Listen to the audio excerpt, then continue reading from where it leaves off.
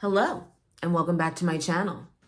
If you have been told that you have low ovarian reserve, but you're kind of being made to feel like you have no ovarian reserve, this is the video that I want you to watch. Because if you've been told that your AMH, your low AMH cannot be improved, it cannot go up, I actually have news for you. It can. And so you need to understand that when it comes to your eggs, when it comes to your ovaries, when it comes to all of that, there are things that you can do to improve the condition. Don't let anyone tell you otherwise, because I'm about to tell you the real tea today. So I'm Bianca. I'm a fertility diet and lifestyle coach, professionally trained chef, and certified holistic nutritionist. And I help women get and stay pregnant. And I hope that in today's video, you believe that that is possible for you. If you are getting treatment in a clinical setting for unexplained infertility or for egg quality, well, they're not testing you for egg quality, but if you are in a clinical space for some assisted reproductive technology and you've been told that you have low ovarian reserve or you don't have a lot of eggs left, that can be a really demoralizing thing to hear because it's like, well, damn, then what am I supposed to do? And you've also probably been told that there's nothing that you can do about your AMH. And this has been proven incorrect. Now, here's the thing. If you are living in a stressed body, in a stressed life, you will see that correlate with low AMH. Stress is the enemy of fertility in every single way, shape, or form because stress causes inflammation in the body. Stress leads to cortisol in the body. It can mean that your body isn't digesting effectively. The toll that stress takes on the body is vast. And it hits all areas. And when you are thinking about having some of these numbers, low AMH, if you want to see an improvement in that area, you have to improve the physical frame. If your body is stressed and inflamed and burning the candle at both ends and not rested because you're not sleeping enough, that is going to affect your egg quality. That is going to affect the environment with which you are trying to bring a baby into and then give birth to it. Your body has to be prepared and ready to do so. And when your body is stressed, it is not prepared and ready to do much of anything.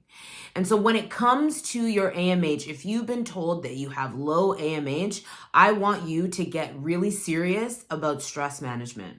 So that means putting some boundaries into place. A lot of people, when they hear stress management, they think, oh, I just need to do like a yoga class. No, you might need to set some boundaries with people that you haven't set yet. Have some conversations about things you will and will not tolerate, things you can and cannot say yes to anymore. Because if it is coming at the expense of you being rested and you being grounded, it has to go. It's bad for your AMH. It's also just bad for you. But you also need to bring calm and safety to your body. So things like breath work. I love breath work. It's something that you can do anywhere as well. Things like yoga, but like hatha yoga, the breathy yoga, the stretchy yoga, the yoga you're in your head, you're relaxing, you're thinking about things, you're breathing deep.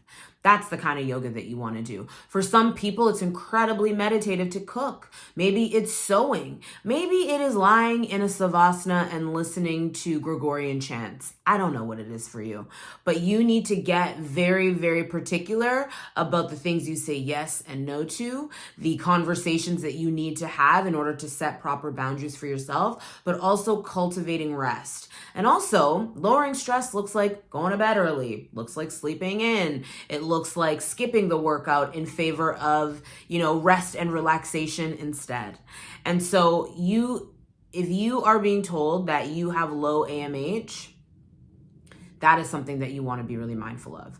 Just like how well your body feels as far as rest, calm, groundedness. If you're feeling like you're always operating at a frenetic pace and life, you just don't have enough hours in the day, that is probably a clear sign that you have some stress management to do. And if that is also correlating with you being told that you have low AMH, well, you have your marching orders.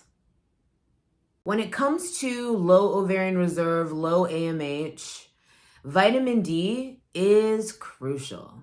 It's absolutely vital. The thing about vitamin D is it's a vitamin, but it also kind of behaves like a hormone in the body. When your vitamin D is low, you will find that it also coincides with hormonal issues. And so we're also noticing through studies and tests that low vitamin D is also correlating with low AMH. And so supplementing adequately with vitamin D is very important. Now, the thing about vitamin D is you can get it in food, you want to supplement it, but also like depends on where you are. If you're in the Caribbean and your skin is exposed to the sun and it's sunny primarily the majority of the year and you get outside in that sun, how much vitamin D you need to supplement would be very low or maybe none at all. It kind of depends. If you have darker skin, you need to supplement more because you got to penetrate and sometimes it can't. But if you are living in a place like the Caribbean or somewhere you see the sun a lot, your vitamin D needs and requirements are going to be different than someone like me who lives in North America, where I am inside bundled up and I will be for the next few months. So my skin is not seeing the sun like yours is if you live in a tropical or like warm place. And so what I need to be supplementing for vitamin D needs to be higher. But there is a connection between low vitamin D and low AMH. And one thing that is so important to remember about AMH is that it is telling you how many eggs you have. So it is saying there's not a lot of eggs here, or this is just the amount of eggs that we have. But what you need to be so mindful of if you are a person that has been told you have low AMH is that you need to be really mindful of egg quality. Egg quantity, not as much we can do about it. We cannot be focused on the things we cannot change. However, egg quality, that's well within our wheelhouse. That's well within our control. And egg quality is impacted by blood sugar balance, by your gut health, by your stress levels, all of that. And so the same things that will help improve AMH and help your AMH go up will also help you on all fronts of fertility. Will help you with your egg quality, with your ovulation quality, with implantation strength. All of that is only benefited by all of the things you would do to raise your AMH. It's kind of like one and the same. And I think it's important to remember that it can be really easy to get lost and down and sort of downtrodden by the low AMH diagnosis. But remember, low AMH does not mean no AMH. Low ovarian reserve does not mean no ovarian reserve. It simply means that we got less to work with, but we still have something to work with. Necessity is the mother of invention, as they say. Not to be pedantic, but I just think it's really important that we focus on the positives. And also, AMH can change. The notion that it cannot change is a falsehood. And so, like, live in the energy of, I can change this. This is a number that read that this month, but if I put in the work, it can read something different completely in 3 months' time. So I always say to people, give yourself 3, 4, 5 months in between these types of tests, because that gives you time to actually do the work to change it. If you're doing this test 1 month and then you're doing it the next month and you've made no changes, well then what are we looking at here? There's nothing to look at. However, if you do the test and you're like, okay, there's some room for improvement here, give yourself 3 months, 4 months to actually do the work and then go back and test. 1, it's going to validate all the work that you did. You feel good about yourself. But 2, it actually gives you enough time for that change to meaningfully set in. There's a lot of testing that happens in fertility spaces. I see it all the time with clients, and sometimes it's over testing. And what that can do is really start to make you feel like, well, there's nothing I can do. It just keeps getting worse. But it's like, if you're testing something that you aren't putting any meaningful work into changing, and you're testing it every month, but you haven't done anything to change it, well, then what are we testing for? What are we testing to measure? Just like the decline? Like, no merci. So, again, I love to yap. I'm digressing. But all of this to say that there is so much control that you have in how your body makes hormones, manages hormones, balances blood sugar, ovulates, implants, like has a period, luteal phase, like all of that is within your control. And those are things that will directly benefit your egg quality. So if you are someone who's been told you have low ovarian reserve, Don't get lost in that sauce. Instead, get to work on making sure you're supplementing effectively and making sure that rest and stress management are a real big part of your process, but also put your energy and your mindset on the fact that you can do something about the quality of those eggs, because all it takes is one. All it takes is one.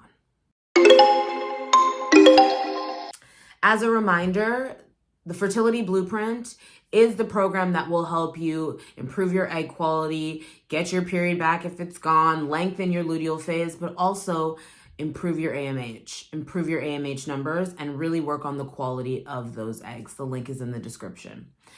But I just want to, again, really drive home that you get to have hope in this process. If someone tells you that you have low ovarian reserve, don't let that be used to bully and pressure you into things and interventions you don't want to take. Instead, take a step back, look at the big picture and say, what are the things that I can control, and go to work at improving those things, because doing it this way means that you also feel good along the way. You feel empowered along the way. You feel nourished. You feel full along the way. And that is an integral part of this whole process, is feeling good. Because I want you to feel good as the mother and as the vessel, because that energy is passed on to your baby. It just is. So if you liked this video, I loved making it. Please like it, please share, please comment, please subscribe. I love having you here. And if you have anything to add to this conversation, if you've been told that you have low ovarian reserve and you've overcome it, please share your story of hope in the comments, because I know that there's a lot of people out there that need to read some of those good vibes. So thank you in advance.